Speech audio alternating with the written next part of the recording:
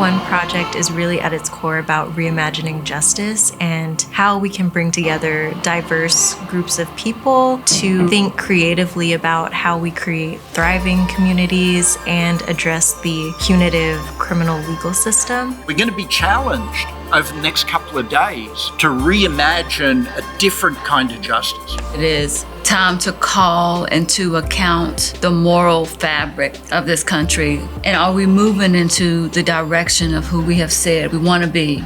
We truly can't discuss what's happening current day with our criminal legal system without unpacking the history of Oklahoma. The 1921 Tulsa Race Massacre, as a descendant, myself of a survivor, history is the gateway to truth. And if we don't educate, we're bound and doomed to repeat it. Oklahoma has one of the worst human rights records in terms of incarceration. We have the highest rate for parental incarceration in the nation. As children of incarcerated parents, we're 7 times more likely to become incarcerated ourselves. Native experiences is so different and complex. And what I began to think about was the violence of having children removed from the homes, the federal policies of dismantling Indian families. Those policies are a thread that run through our communities, that run through our generations. Real policies of kill the Indian, save the man. When people say, like, don't take it personal in work, but it is personal. You need to make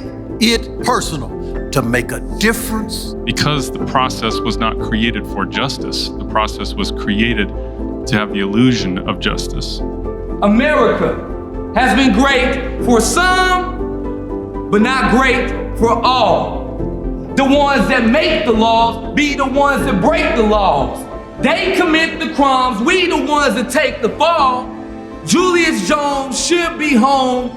Governor Stitt, make the call. We call ourselves the buckle of the Bible Belt, and yet we are more eager to kill people that we have deemed as doing something wrong than almost any place in the world. Faith is very important to Oklahoma, and yet when it comes to creating systems for services intended to help people, those systems and those decisions are often mean-spirited. The result is oppression, inequality, bias, and harm.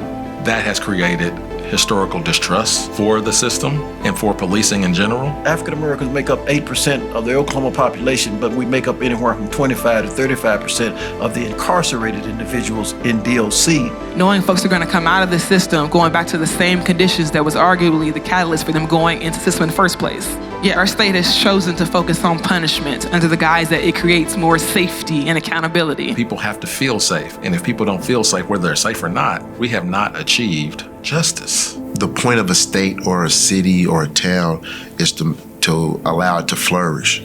So how can it flourish if the participants are being judged on something they did like me? I did what I did when I was 16 years old, but I'm still dealing with those issues, and I'm 42 now. We, the people in the state of Oklahoma, do not often hold our Oklahoma leaders accountable. I think a reimagination of the criminal legal system starts with a focus on social services and social infrastructure. We have to address issues of race, class, and mental health. Getting to prevention, getting to wraparound services before you have a legal problem. I don't think we're going to make changes with policy. We're going to make changes through people. That is on all of us to continue to push people who are at the tables today and people who aren't at the table. That there is a growing majority of people who believe that we need transformational change to our criminal legal system. Knowledge without action is just simply a daydream.